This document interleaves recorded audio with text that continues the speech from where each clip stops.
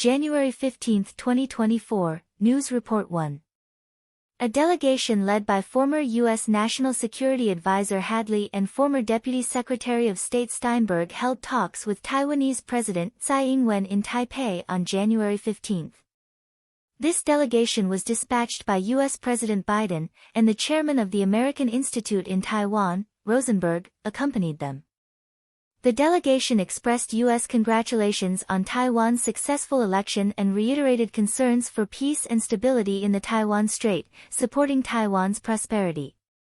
A press release from the American Institute in Taiwan stated that this visit marked a precedent of the U.S. government inviting former high-ranking officials to visit Taiwan in a private capacity after the presidential election. In her speech, Tsai Ing-wen stated that the visit of the U.S. delegation was of great significance, showcasing not only U.S. support for Taiwanese democracy but also highlighting the close and solid Taiwan-U.S. partnership. The Taiwanese Ministry of Foreign Affairs pointed out in a press release that over 50 countries and governments, including the U.S., Japan, France, the U.K., Germany, Canada, Singapore, Czech Republic, and Australia, have congratulated and highly praised Taiwan's democratic achievements. However, the Chinese Ministry of Foreign Affairs, on its official website, expressed strong dissatisfaction with the U.S. State Department's statement on the Taiwan election, stating that it seriously violated the One China principle and the three Sino-U.S. joint communiques, seriously breaching the U.S. commitment to maintaining unofficial relations with Taiwan.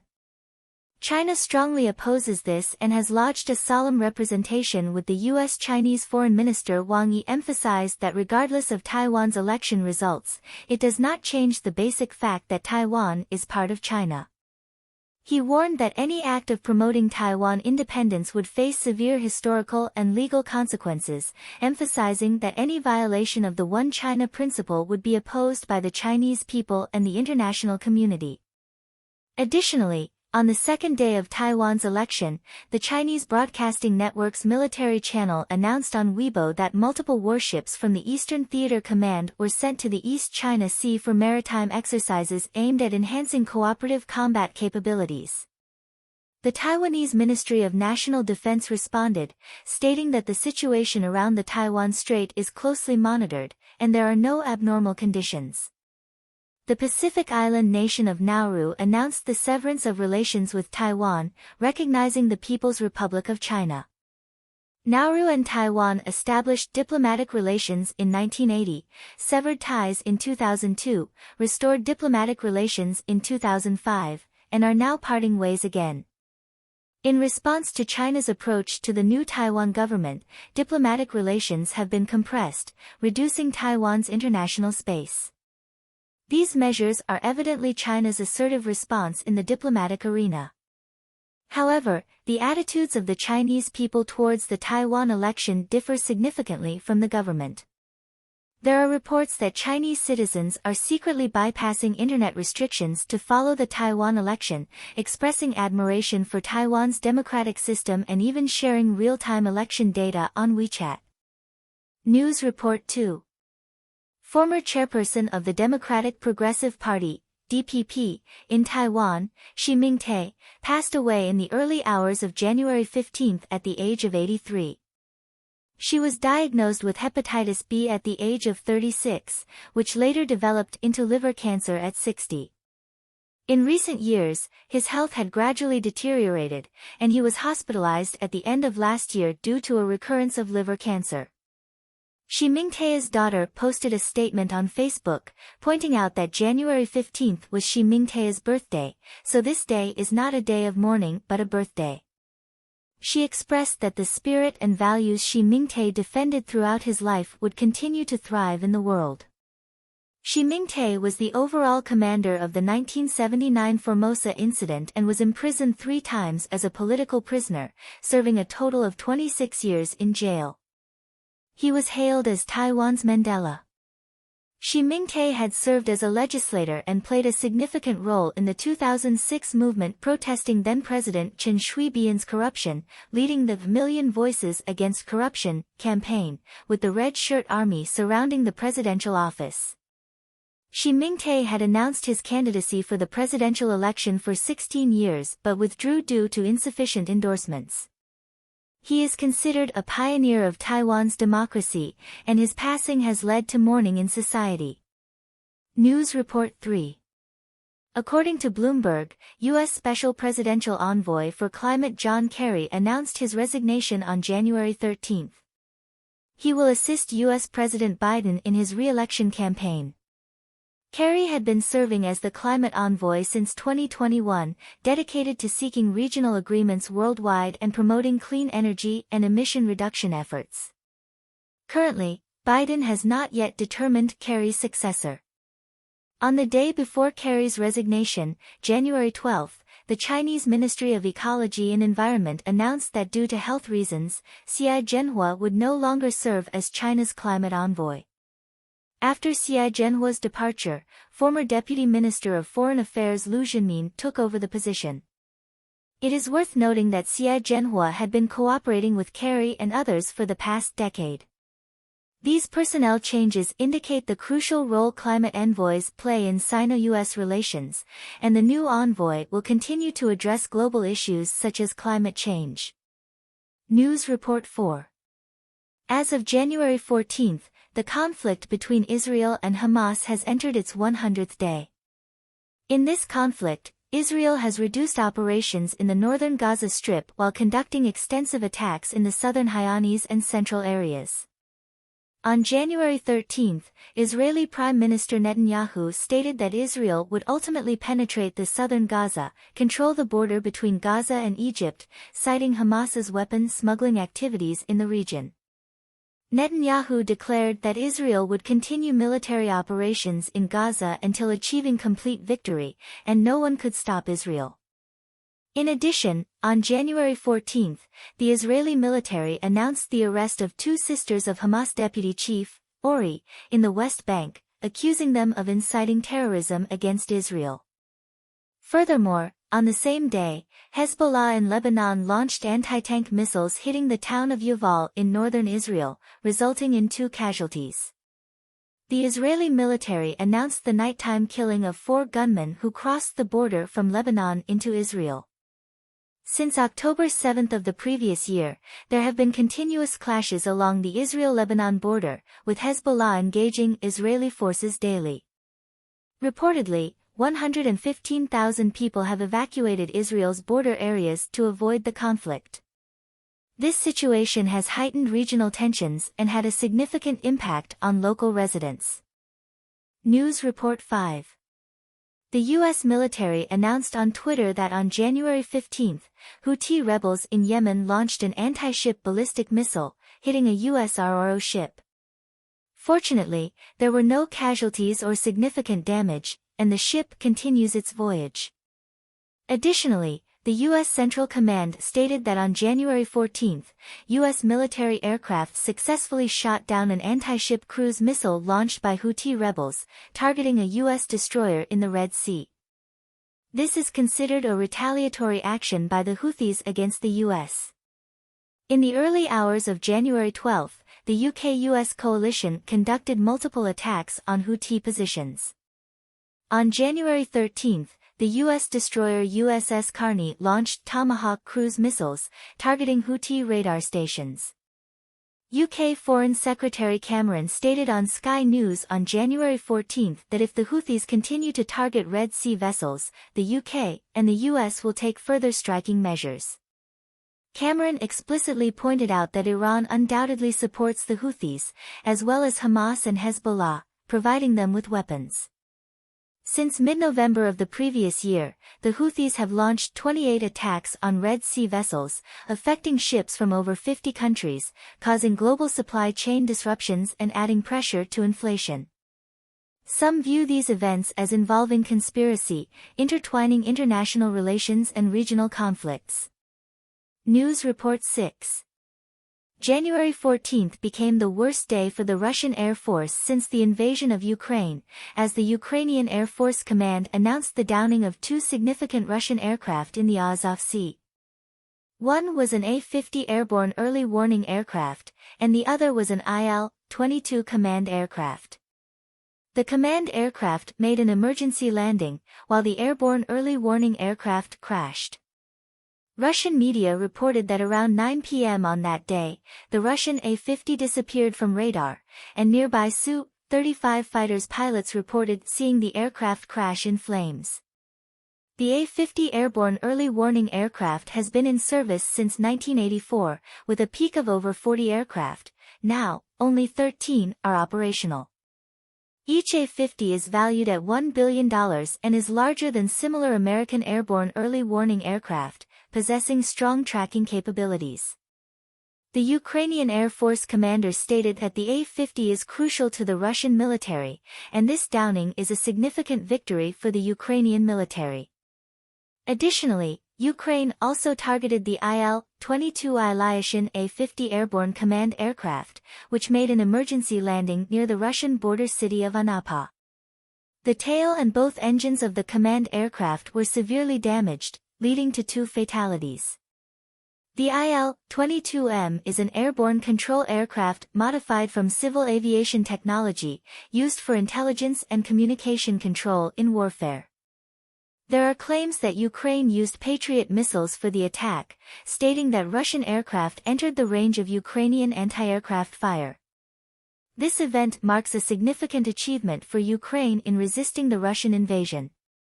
News Report 7. According to Bloomberg, Philippine President Marcos held a command meeting with the Chief of Staff, Bruna, on January 15. Bruna, in a statement to reporters after the meeting, revealed that the Philippines plans to develop 9 islands, including Renai Reef and Zhongya Island, as forward bases. The country also plans to purchase more ships, radar, and aircraft. He further mentioned that as the Philippines shifts its focus from domestic security to territorial defense, President Marcos has requested international support for the military. Additionally, the Philippines plans to establish a team to counter cybersecurity threats. It is noteworthy that China claims sovereignty over Renai Reef and Zhongya Island and has been obstructing Philippine Coast Guard ships from delivering supplies to the military vessels stationed at Renai Reef, even using water cannons against Philippine Coast Guard ships. However, the Philippines has received support from the United States and Japan. Since January 3, the Philippines and the U.S. conducted their second joint patrol in the South China Sea, with the U.S. deploying the Carl Vinson Carrier Strike Group. These measures indicate that the Philippines is seeking international support in the face of territorial disputes and regional security challenges, emphasizing cooperation with the U.S. and Japan. The tense situation in the South China Sea has drawn international attention. News Report 8. According to the Korean Central News Agency, KCNA, North Korea conducted the launch of a solid-fuel medium-range hypersonic missile into the East Sea on January 14. This marks their possession of hypersonic missiles and a test of the reliability of solid-fuel propulsion. South Korea's Joint Chiefs of Staff stated that the missile flew 1,000 kilometers, landing in the East Sea. The Japanese Ministry of Defense reported the missile's maximum altitude as 50 kilometers. This is North Korea's first ballistic missile launch this year. In November of the previous year, North Korea tested a medium-range ballistic missile, and in December, they consecutively launched intercontinental ballistic missiles with solid-fuel engines for 2 days. Observers suggest that North Korea's medium-range ballistic missiles are designed to target military bases in Okinawa and Japan, and possibly even U.S. military bases in Guam. It is anticipated that North Korea will conduct missile tests more frequently this year, potentially impacting South Korea's parliamentary elections in April and the U.S. presidential elections in November. Additionally, KCNA reported that North Korean Foreign Minister Cho Sun-hui is set to visit Russia from January 15 to 17. North Korea has reportedly exported missiles to Russia for use in the Ukraine war in exchange for Russian missile and satellite technology, a trade deemed highly valuable for North Korea. News Report 9. On January 15, the first Republican presidential primary of the United States took place in Iowa. Iowa's primary system differs from other states, using a caucus format. At 7 p.m., Republican voters held caucus meetings at over 1,700 locations statewide. Participants voiced support for their preferred candidates, followed by a secret ballot. After counting, results were reported to the party headquarters and announced a few hours later. Due to a cold snap, the evening temperature might drop to -30 degrees Celsius, potentially affecting public participation in caucus meetings. CNN, CBS, and YouGov polls conducted from January 10 to 12 showed that Trump had a 48% approval rating in Iowa, leading other candidates. Nikki Haley, the U.S. ambassador to the United Nations, ranked second with a 20% approval rating, and Florida Governor DeSantis ranked third with a 16% approval rating. Furthermore, AFP reported that bipartisan leaders in the U.S. Congress reached a short-term spending agreement on January 13, ensuring government operations until early March. The proposal is expected to be approved before January 19, avoiding a partial government shutdown. Bipartisan leaders also reached an agreement on the total amount of the 2024 fiscal budget, totaling $1.6 trillion, including $886.3 billion for defense spending and $772.7 billion for discretionary spending. Specific details of the spending are currently under discussion. News Report 10. Reuters reports that China's military institutions have continued to purchase chips from NVIDIA over the past year. Harbin Institute of Technology procured 6 A100 chips, and the University of Electronic Science and Technology of China purchased 1 A100 chip, primarily for machine learning and neural network models. Moreover, the Financial Times reported that the U.S. House of Representatives China Strategic Competition Commission plans to send letters to CEOs of NVIDIA, Intel, and Micron Technology, requesting them to testify before Congress. Since last year, the U.S. government has strengthened restrictions on chip exports. These tech companies have been lobbying, arguing that export restrictions harm the U.S. tech industry. Representatives from NVIDIA and Intel stated that a reduction in Chinese orders would impact the U.S. tech industry. News Report 11. On January 15, the People's Bank of China announced nearly 1 trillion yuan in a one-year medium-term lending facility, MLF, operation, injecting funds into the open market. This operation is primarily to address 779 billion yuan in maturing loans, effectively injecting 200 billion yuan into the market. Despite Reuters' estimates suggesting that the People's Bank of China might cut interest rates, the final rate remained at 2.5%, surprising some observers. UBS economist Wang Tao stated that the People's Bank of China is expected to further loosen monetary policy this year. He also pointed out that interest rate cuts and reserve requirement ratio reductions might be implemented before the Spring Festival. However, some believe that interest rate cuts and reserve requirement ratio reductions may not be effectively transmitted under the current circumstances due to restricted funding channels. News Report 12. Xinhua News Agency reported that on January 15, Chinese Premier Li Keqiang announced that China would unilaterally grant visa-free treatment to Swiss citizens. Li arrived in Switzerland for a visit on the same day and held talks with Swiss Federal President Amherd. Amherd stated that Switzerland would provide visa facilitation for Chinese citizens and Chinese enterprises, though not granting visa-free treatment. Before this, China had unilaterally provided visa-free treatment to citizens of 6 countries, including France, Germany, Italy, the Netherlands, Spain, and Malaysia. In March, China implemented permanent visa-free treatment with Thailand. Additionally, in January of this year, China simplified the visa application process for U.S. tourists. These visa preference measures are interpreted as China's effort to attract more foreign tourists. Some opinions suggest that China's actions might be related to a decrease in tourist numbers and diplomatic and legal factors, particularly the recent implementation of anti-spy laws, which may have impacted foreign tourists. News Report 13. A viral message states that the renowned 95-year-old Chinese liberal scholar and economist, Mao Yusher, successfully left the Chinese border and reached a land of freedom. American current affairs commentator Kai Shinkuan also tweeted a photo on January 14, showing Mao Yusher cutting a cake at what appears to be a celebration of his 95th birthday.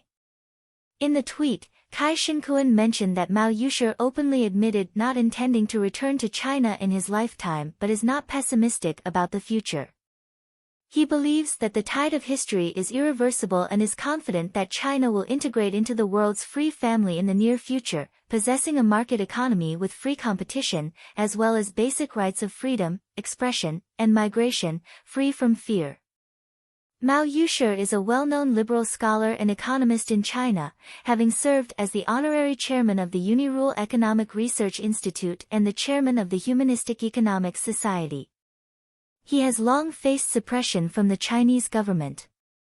This information reflects the choice of some Chinese intellectuals to go into exile for various reasons and express a longing for freedom abroad.